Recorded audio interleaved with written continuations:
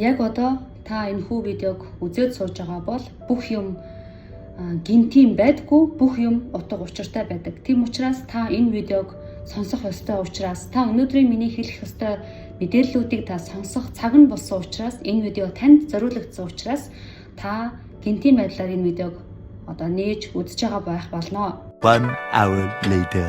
За сайн байцгаана уу. Тэгэхээр өнөөдрийнхөө видеогоороо бид нар дотоод дуу хоолой бид нар энэ сэдвийн талаар ярих болно. За тэгэхээр бид нар бүгдөө нэг л юм болохгүй байгааг мэдэрдэг тийм үү? Жишээлбэл ажлаа хийгээд явж ядал тэр ажлыг хиймээргүй юм шиг. Жишээлбэл та магадгүй хүний нөөц ч юм уу, эсвэл та магадгүй менежер ч юм уу, тээврийн менежер ч юм уу, эсвэл та нэгтлэн модогч үе ч юм уу тий. Иймэрхүү та мэрэгжилтэй байтал мэрэгчлээ хийгээд мэрэгчлэрээ ажиллаад явж ядал амьдрал нэг л утгагүй, ерөөсөө нэг энэ таны хийх ёстой юм биш ч юм шиг тий. Таны дотор нэг өөр юмыг хүсээд байгаа ч юм шиг. Тэгээд өглөө ажилдаа явмааргүй санагдал арай гэж өөрийгөө тий одоо чирж босгоол арай гэж өөрийгөө нэг ингээд хүчээр шахуу ингээд аваачаад тэгээд нэг өдөр цагийг он жилийг аргацаасан байдалтай. Тэгээ ажил хийхгүй л бол угаасаа болохгүй. Тийм учраас л хийж байгаа. Тэгээ яг хэрвээ ийм байдалтай байгаа бол бид нар энэ талаар маш дэлгэрэнгүй ярих болно. За мөн нөгөө дээгүүр бас хэсэг ийм хүмүүс байдаг.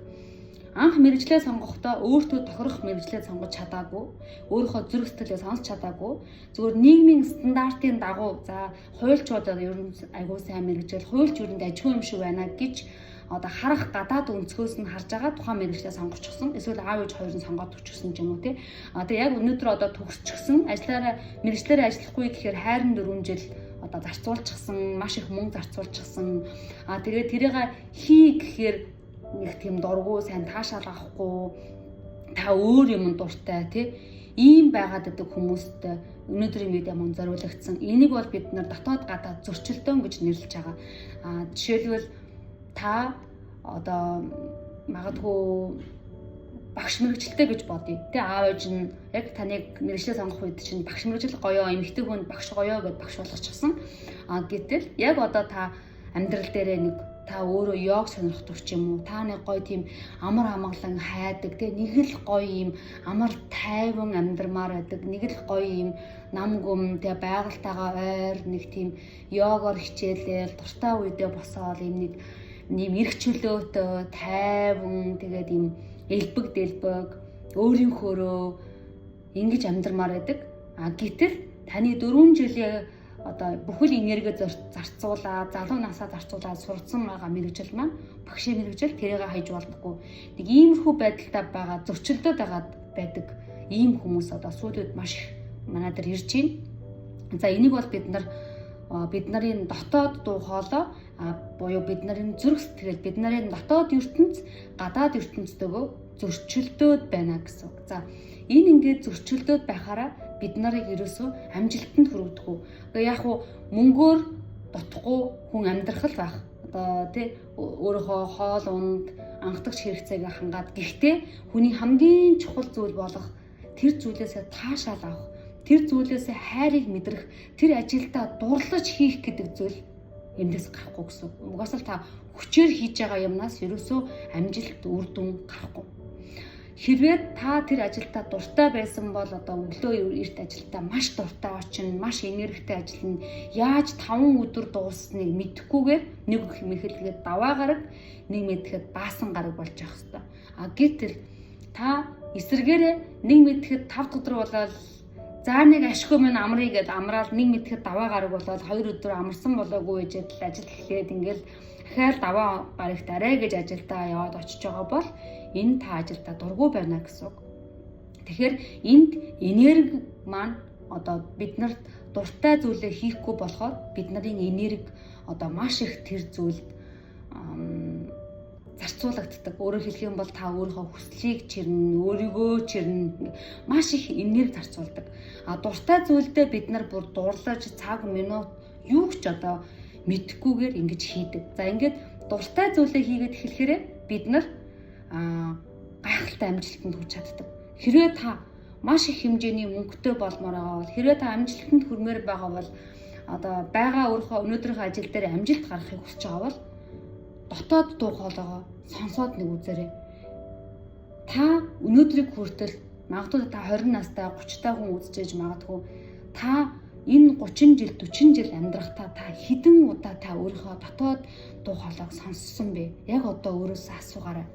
Та хэдэн удаа өөрийгөө өнөөдөр амарчил та гэдэг дотоод дуу хоолойг сонсохгүйгээр чи хийх ёстой, чи үнийг л хийх ёстой, чи одоо хичээх ёстой, чи тэгэх ёстой, чи тэгэх үүрэгтэй, чи хүүхдээ одоо өсгөх үүрэгтэй, чи энийг хийхгүй л бол болохгүй гэж хэдий хүртэл өөрийгөө хүчилж та ирсэн бэ. Гэтэл таны дотоод хүүхэд маань танд хэр сэтгэл ханамжтай байгаа бол таны дотоод хүүхэд хизээ алга ташиж баярлаж танд чин сэтгэлээс сэтгэл хансан бол мэдээж та байнга түүний дуртай зүйлийг хийхгүйгээр түүнтэй зөрчилдөд яваад хахаар таны дотоод дуу хоолой одоо намайг сонсооч, намайг одоо би тэгмээр байна, ингэмээр байна гэд хашгирч байдаг. Энэ нь яваандаа бид нарт одоо бие дээр нь реакц маягаар илэрч эхэлдэг. Жишээлх юм бол одоо энэ тэнд ямар нэгэн газар одоо юу хоримтлагдах, хүчин бий болох, одоо миомтой болох, тэгээд илүүдэлжинтэй болох, эсвэл одоо хоолнд дондох. Тэгэхээр энэ тухайн хүн маань хоолноос өөр, амттангаас өөр зүйлээс таашаал авахгүй байгаа учраас далд хумсар хүнийг хуурч эхэлдэг. Яг хоол идэх үед л гоё таашаалыг аваад тэгээд дахин тэрийг хүсээд байснараа хүн өөрийн мэдлгүй амттан идмээр санагдал цадцсан байсан ч гэсэн орой 12 цаг байсан ч гэсэн хөрвчрөөгөөгүйгээл ингээл амттай юм идмээр санагдаад байдаг нь энэ нөгөөний хүн амьдралаас таашаал авч чадахгүй байгаа буюу дотоод зөрчилтэй ихтэй байгаагийн илрэл. Ингэж бие маань илрүүлдэг байх нь. За эндээс гадна илүүдэл жинтэй болж эхэлдэг. Өөрөөр хэлэх юм бол би өөр дээрээ тэр одоо мэдрэмжүүдийг одоо хоримтлуулж эхэлдэг. Тэгэхээр дотоод дуу хоолойг сонсох хэрэгтэй. Хүн юу гэж хэлэх үү? Нийгэмд одоо бүх хүн л одоо хуульч хийж штэ. Би заавал хуульч хийх ёстой гэж биш. Та аз жаргалтай л байвал та йога хийгээл ажилгүй явж исэн ч болно. Та аз жаргалтай л байвал та гэрээсээ онлайн ажилласан ч болно шүү дээ. Одоо дээр үед бол заавал одоо 8 цагаар ингээд очиж ажилдаг байсан бол одоо харцсангуй онлайнаар гэртээ чөлөө цагаараа одоо тийм төсөл аваад ажил аваад хийж болдог ийм одоо 190-100 бид нар амьдарч байна. Тийм учраас та нар маань өөрийнхөө зүрх сэтгэлийг сонсоод үзээрэй. Хэрвээ мэдхгүй хүмүүс байвал би юунд дуртай вэ? Би юу чаддаг вэ гэдгийг мэдхгүй хүмүүс байх юм бол баг багаар өөрөөсөө чи юунд дуртай вэ? Чи юу хийх одоо хүсдэг вэ? Хэрвээ чамд одоо ямар нэгэн одоо нөгөө хүслийн одоо шийдтэн маань ирээд чамайг 3 хүслээ хэлэх гэвэл чи ямар 3 хүсэл хэлэх вэ? Чи яг одоо байгаадаа баригдахгүйгээр 3 хүслээ хэлэх гэвэл чи ямар 3 хүсэл хэлэх вэ гэд ингээд чи юунд дуртай вэ? Юу чамайг аз жаргалтай байлгадаг вэ гэд ингээд өөрөөсөө асуулт асууна. Тэр үед бид нар өнөөдрийг хүртэл 30 жил дараад ирсэн тэр сэтгэл хөдлөлийг, дараад ирсэн тэр мэдрэмжийг бид нар багаар нээж өгдөг. Яагаад өнөөдөр энийг би ярьж байгаа вэ гэхээр өнөөдөр манай ховсын эмчилгээнд ирж байгаа, манай академик ховсын эмчилгээнд ирж байгаа маш олон хүмүүс маань ерөөсөө мэдрэмжээ дарцсан, хаачихсан, өөртөө бүр ингээд хаалга хаагаад хаачихсан. Яагаад гэвэл багаасаа тухайн хүүхдийг мэдрэмжээ сонсож өсгөөгүй. Багаасаа чи юунд дуртай вэ? Чи өөрөө шийд гэж сонголтыг түнд үлдээгээгүй. Дандаа өмнөөс нь зааж ирсэн. Тэг энийг өмс тэг инг гэж ингэж ирсэн учраас хүн одоо өнөөдөр бид нар мэдрэмжээ илэрхийлж чадахгүй өссөн байна. Юунд дуртайгаа хэлж мэдэхгүй өссөн байна. Ялангуяа аав ээж нь маш их контрол хяндаг хүмүүс маань өөрийгөө юунд дуртай мэдэхгүй, юу хийвэл аз жаргалтай байдгийг мэддэггүй. Тийм учраас өнөөдөр буруу ажиллаа олчихсон, хариу хань ижлээ буруу сонгочихсон, юунд дуртайгаа та өөрөө мэдэхгүй бол хэн нэг нь мэдэхгүй шүү дээ. Та өөрийгөө хайрлахгүй бол хэн таныг хайрлахгүй. Та өөрийгөө юунд дуртайг мэдэхгүй бол хэн таны юунд дуртайг сонирхохгүй. Таны амьдрал танд сонирхолтой биш бол өөр хүнд сонирхолтой биш. Тэгэхээр бид нар өөртөө бүр дурлж эхлэх хэрэгтэй. Өнөөдрөөс эхлээд одоо өөрийнхөө нэрийг хэлээд би юунд дуртай бол, би юу хийх сонирхолтой байл, би юу намайг аз жаргалтай байдаг юм бол, хэрэг надад чөлөө цаг тийм их байвал би юуг хийх бол гэж асуух хэрэгтэй. Ялангуяа одоо ээж нар маань нэг үгээр одоо өөрийгөө айгүй халахалсан байдаг. Одоо зав байхгүй. Надад одоо хүүхэд нөхрөөс илүү гарах цаг байхгүй. Надад тэгэж явж явах зав байхгүй. Тэр чинь синглчүүдийн хийх та зүйл байх. Надад тийм цаг зав байхгүй гэдэг ингээд өөрийгөө бүр ингээд хамгийн сүүлд тавиад ингээд дарчихсан байдаг. Бүр тийм лоозон зүүцсэн байдаг. Тэгэхээр тэгж болохгүй. Та хүүхэдтэй байсан ч гэсэн та хань жилдээ маш их цаг завгүй байсан ч гэсэн ажилдаа явж байхдаа би юу нь юунд дуртай юм бол, би ямар өнгөнд дуртай юм бол, юу намайг аз жаргалтай болгодог бол, ямар төрлийн одоо хүмүүс ер нь миний эргэн тойронд байгаад байна. Би юунд дуртай бол жишээлбэл яг ингэж 5 жилийн өмнө би өөрийгөөс маш их асуултуудыг асуугаад амьдрал айгүй утгагүй санагдаал би бас мэрэгчлээ буруу сонгочихсон санагдаал ингээд ажилдаа очиод 8 цаг маань ингээ айгүй нэг тийм яг уу ажиллаа чадахгүй биш чадна. Гэхдээ ингээд нэг тийм гой таашаал авахгүй. Тэгэл нэг ажилдаа явна ирнэ нэг л тийм хэвийн амьдрал айгүй уйтгартай гой мэдрэмж авахгүй ийм байдаг байсан.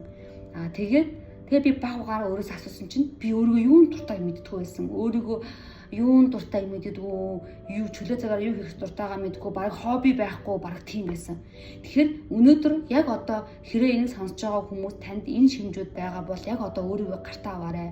Яг өөрийгөө гартаа аваад энэ одоо өнөөдөр хүртэл дарчихсан энэ дотоод хүүхдийг сэрээх хэрэгтэй. Дотоод дуу хоолойг сонсох хэрэгтэй. Тэр үед баг угаар хэлж эхэлнэ. Би чамтай хамт байна. Юу ч хийж байсан би чамайг одоо уучлах болно. Би чиний хажууд би чамтай хамт байх болно. Чи юунд дуртай вэ?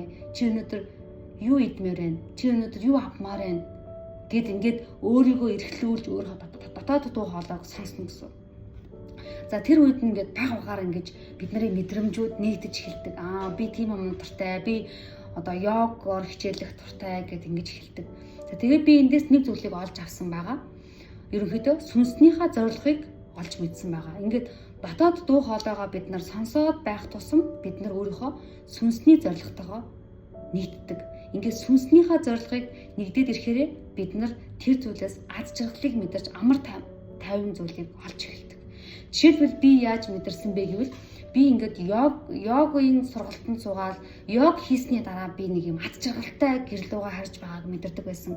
Йогоор ингээд хичээлдээд дуусчаад нэг цаг хичээлдээд ордог. Тэр нэг цагийн дараа ингээд гэрэл рүүгээ алхаад явж байхдаа ингээд би айгүй хөнгөрчихсэн, би амар аз жаргалтай, замдаа ингээд юм нисмээр ч юм шиг ингээд эргэлдмээр ч юм шиг, үсэрмээр ч юм шиг юм гоё мэдрэмжүүдийг ингээд авч ийсэн. Тэгээд тэр маань юу вэ гэвэл би ингээд өнөөдрийг хүртэл дарж ирсэн дээр дотоод дуу хоолойгоо сонсоод түүнийгээ би баярлуулсан учраас дотоод дуу хоолой маань маш их баярлаж дотоод хүүхэд маань одоо маш их аз жаргалтай болж исэн байгаа. Тийм учраас би ингээд өөрөө ирэхгүй энийгээл сэтгэл тэнүү ингээд дээшээ хараад тэнгэр рүү хармаар юм санагдал бүх юм ингээд өөр харагдаад ингэж эхэлсэн байгаа. Тэгээд би ойлгосон. Би йог хийж байхдаа би ингээд өөрийнхөө биеийг ингээд сонголтын дасгалуудыг хийж байхдаа, йог хийж байхдаа би ер нь аз жаргалыг мэдэрдэг юм байна. Би ингээд бие амрааж одоо ингээд массажинд очоод йогоор хичээллээд тэгээд одоо нүүрэндээ массаж аваад ингээд биетэйгээ ажиллаад эхлэхээр миний ингээд би амар аз жаргалтай болдгоо мэдэрсэн. Тэгэхээр хүн болгонд нэг ийм юм байгаа. Тэрийгээ ол хүн болгонд байгаа. Магадгүй нэг нь гитар тоглохоор тэр аз жаргалыг мэдэрдэг байж болно. Магадгүй хин нэг нь маш гоё ингээд кофе шоп туртай кофегаа уугаад ингээд юу ч бодохгүй ном уншаа суухад тэр аз жаргалыг мэдэрдэг байж магадгүй. Магадгүй нэг нь одоо гоё ингээд ой мод ном ногоо ой модонд ингээд майхан дараал майхан дотор ингээд гоё сууж ахта гоё тэр өөс ногооны үнэрийг үнэрлээд тэгээд дуртай номоо уншаад сууж байхдаа эсвэл бясалгалаа хийгээд намуухан ая тавиад сууж байхдаа өөрийгөө сонсоод сууж байхдаа магадгүй аз жаргалтай болдог хүн ч үж магадгүй. Эсвэл одоо мэдгүй юу ч хүн болгоных өөр. Тэгэхээр бид нар өнөөдрийг хүртэл энэ өөрийнхөө өвөрмөцийн байдлыг өөрийгөө олохгүйгээр бид нар нийгмийн стандартад нийцгээд 18 хүрлээ би ихтэй сургууль сурах хэрэгтэй. Би нэг мэргэжил сонгох хэрэгтэй. За тэгээ өөрийгөө ч олоогүй нөгөө 18 настай багийн маань яах нь вэ? Одоо ингээд харж яснаа тэр гоё юм шиг байна. Сүүлүүд ер нь сэтгэл зүйчд айгүйх одоо эрэлттэй байгаад ах шиг байна. Би сэтгэл зүйч сурч. Би одоо хуульч болчих. Ингээд нийгмийн стандартыг дагаад ингээд мэргэжлээ сонгоод байгаа байхгүй. Тэгэхээр дараа нь тэр ажилдаа дуртай дургу очдог, хийх дургу, ажлаас таашаал авдаггүй, тэрэн дээрээс амжилт гаргадаггүй, ажлаа ойрхон сольдог. Ингээ эдгээр маань таны хийх ёстой зүйл биш гэсэн. Таны сүнсний зорилго биш. Хүн болгонд өвгөнмөд сүнсний зорилго байгаа. Хүн болгонд өвгөнмөд чадвар гэж байгаа. Хүн болгонд өөрийн гэсэн чаддаг зүйл гэж байгаа. Та бол өөрийн агуу ертөнц. Тэрийг битгий мартаарай. Тэр бид нар одоо авьяастай хүмүүс гэхээр л нэг дуучид, эсвэл жүжигчид ч юм уу, эсвэл нэг спорт бүх барилддаг жуудаа ч юм уу, нэг иймэрхүү хүмүүсийг л бид нар ингээд юм авьяастай хүмүүс, чадвартай, онцгой төрсэн хүмүүс гэж боддог. Яас юмн дээр бүх хүн ер бусын чадвартайгаар энэ ертөнцид ирдэг. Зарим хүмүүс тэрийг олж, нээж, хөгжүүлж одоо энэ хорвоогоос явдаг бол зарим маань бараг олоочгүй, мэдээчгүй байгаад дуустдаг. Тэгэхээр энэ нийгмийн програмчилж өгсөн энэ програм матрицаас гарахгүй байсаар хагаад дуустдаг гэсэн. Тэгэхээр одоо бид нар мэдээллийн 90 зуунд амьдарч байгаа учраас одоо ингээд бүх мэдээлэл нээлттэй тэр байтугай квант одоо ертөнц маань хүртэл яаж ажиллахыг бүх нууцыг маань ил гаргаад ирсэн энэ одоо үед тий одоо дэлхийн одоо герц энергийн давтамж хэр байгааг хүртэл ингээд тооцоолоод гаргаад ирсэн энэ одоо хурдцтай байгаа энэ нийгэмд амьдарч байгаа бид нар одоо өөрийгөө таньж мэдхгүйгээр явж болохгүй. Бид нар одоо техник бүх юмыг судлаад таниад хөгжүүлээд байгаа мөртлөө өөрийнхөө дотоод сэтгэлийн мөн чанарыг сонсч чадахгүй байгаад байна. Маш олон хүмүүс зүрх сэтгэлээ сонсч чадахгүй энэ зүрхэн чакра хаалттайгаар яваад байна. Тэгэхээр та хэн нэгнийг чин сэтгэлээсээ хайрлаж чадахгүй. Та хэн нэгнийг ямар нэгэн нөхцөлгүйгээр хайрлаж чадахгүй. Та тэр нөхцөлгүй тэр маш гайхалтай хайрыг та одоо хүртэж чадахгүй, өгч чадахгүй, авч чадахгүй гэсэн. Тэгэхээр энэ зүрхний амар амгаланг олж өөрийнхөө зүрхний одоо гарч байгаа тэр дуу хоолойг сонсож өөртөөгөө нэгдэх хэрэгтэй. Өөрийгөө олох хэрэгтэй гэсэн. Одоо бид нар маань ингээд хоёр өөр ингээд дотоод бие, гадаад одоо байгаа махан бие дээр нүдэнд одоо энэ квант одоо энэ 3D ертөнцид нүдэнд харагдаж байгаа энэ махан бие хоёрын маань хоорондоо зөрчилтөө дайсан болчихсон яваад байгаа байхгүй. Би ингээд өөрийгөө тушаал өгвөл чи өглөө 8-д босох ёстой, чи энэ ажилдаа явах ёстой, чи энэ хүүхдүүдийг одоо өдөр төрт хөргөх ёстой, чи хоёрын сургууль сургах ёстой. Ёстой гэдэг ингээд тэгнэ. Гэтэл дотоод таны дуу хоолой үгүй би өнөөдөр амармаар байна. Чи намайг сонсоод өгөөч. Би энэ ажлыг хиймээргүй байна. Би гоё тайван орчинд баймаар байна. Би хүмүүсийн хэл амнаас хол баймаар байна. Би олон нийтийн өмнөөс хол баймаар байна. Би гэд ингээд байгаа гэсэн. Тэгэхээр энэ хоёр маань хоорондоо нэгдэх юм бол амжилтанд хүрнэ. Нөгөө нэгдэхгүй ингээд дайсагнаадах юм бол дотоод зөрчил ихтэй байх юм бол ерөөсөө амар амгалан гэдэг зүйл байхгүй. Тэгэхээр амар амгалан гэдэг зүйл энэ бидний дотоод хүүхэд, дотоод дуу хоолой, зүрх сэтгэл бүгд нэгтэй. Энэ маань миний төлөв байдалтай нэгдэх ёстой гэсэн. Тэгэхээр өнөөдрөөс эхлээд бид нар одоо ядаж та өдөрт 10 минут суугаад өөрийгөө зүгээр л сонс, бодол ирвэл зүгээр л ажиглаад би юу боддtiin бэ? Ядаж мэдээд авчих л да. Миний бодол хүртэл ямар юм бэ? Би эрэг зүйл боддtiin байна уу? Сөрөг зүйл боддtiin байна уу? Ядаж тэрийг мэдээд авчих гэдэг зорилго тавиад өнөөдөр би 5 минут 10 минут суулаа. Утас бүгдийг хол тавиад Wi-Fi-г хааж тавиад яг ямар ч дуу тавихгүйгээр ингээд суугаад 10 минут суун. Бодлууд ирнэ. Зүгээр л тавьж явуулнаа. Би юм боддtiin байна. Би юм боддtiin байна гэдэг.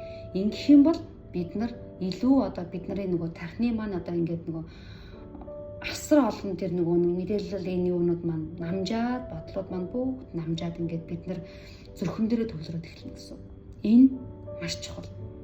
За ингээд ирэхээрээ бид нар өөрсдийнхөө сүнснийхаа зорилго руугаа бид нар ингэж ойртож эхэлдэг, өөрийгөө илүү таньж эхэлдэг.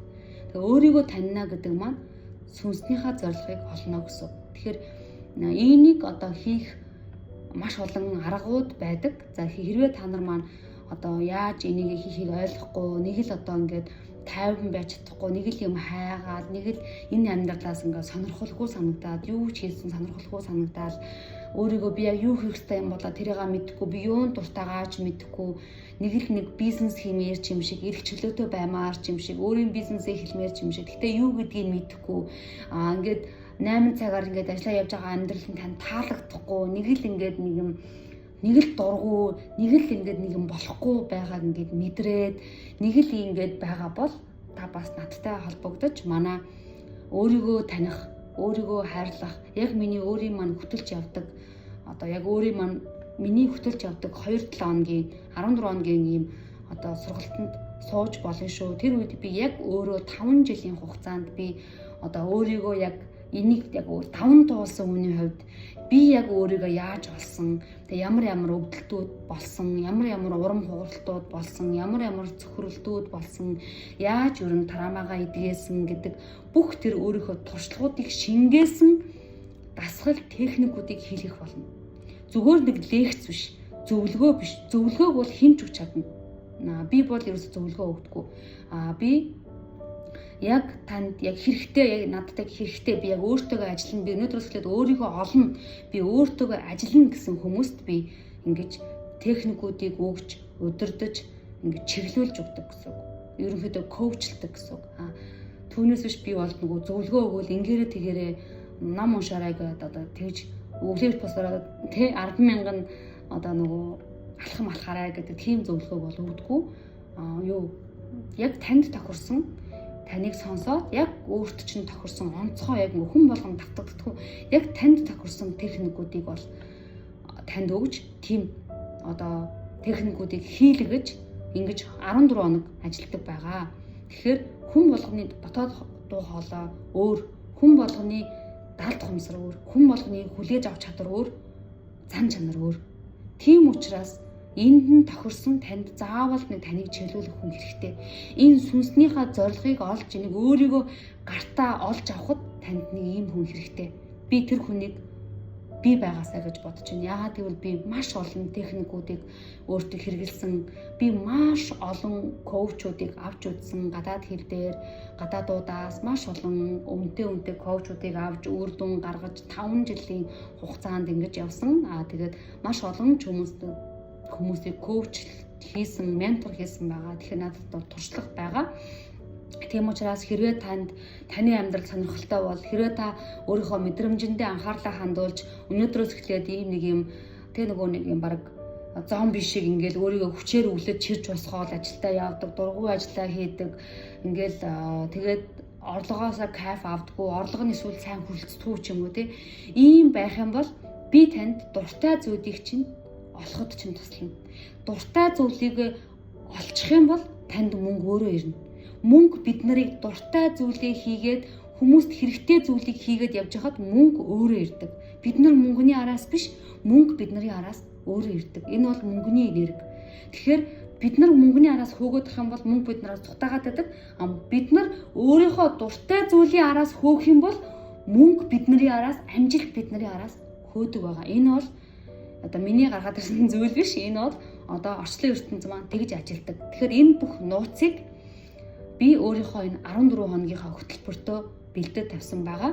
Тэгэхээр хэрвээ танд яг одоо өөрийн чинь амьдрал танд чухал байгаа бол, өнөөдрийн энэ сэдвүүдэд ярьсан шинж тэмдгүүд танд байгаа бол, та яг одоо description дээр байгаа Facebook хаягаар надтай холбогдоод энэхүү өөртөө зориулагдсан, яг зөвхөн танд зориулагдсан энэ одоо хөтөлбөрийг өөртөө аваарай. Тэгэхээр би хүн болгоныг тийм үн цэнтэй гэж боддог. Хүн болгон ер нь хүн болж төрнө гэдэг бол өөрөө үн цэнтэй. Тэгэхээр бид нар өөртөө зориулсан хөтөлбөрийг авах тийм үн цэнтэй. Өөртөө зориулсан, өөрийгөө олох, энэ ганц заягдсан амьдралд өөрийгөө олж, өөрийнхөө дотоод амар хамгаалаг аз жаргалыг мэдрэх бид нар тийм үн цэнтэй.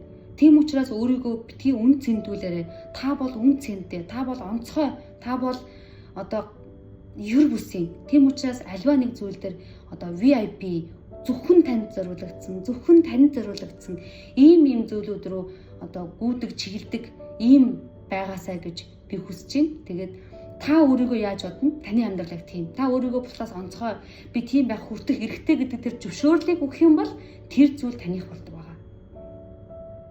Жишээлбэл та өөрийгөө жишээлбэл одоо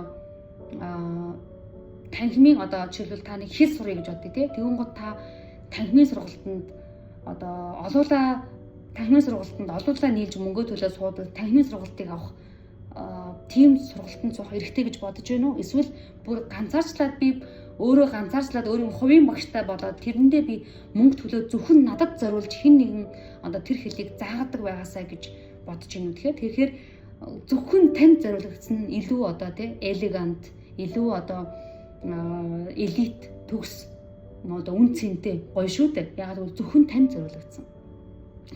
Тийм учраас одоо энэ одууд маань зөвхөн өөртөө зориулагдсан одоо загварыг хүртэл гаргаж ганцхныг үйлдвэрлүүлээрэй гэж гаргадаг. Энэ бол хүний үн цэн. Тэгэхээр би бол ер бусын гэж одоо бодож би бол үн цэнтэй, би бол ер бусын, би бол зөвхөн одоо гэдэг энэ зөвшөөрлийг би бол үн цэнтэй, би бол ер бусын, би бол дахин давтагдашгүй гэдэг энэ одоо үн цэнийг, энэ зөвшөөрлийг өөртөө өгдөг байгаараа гэдэг мессежийг өгч өнөөдрийнхөө одоо өнөөдрийнхөө видеог одоо өндөрлөж байна. Тэгээд та нар маань хэрэг далд хумсар тархиа яаж удирдах вэ?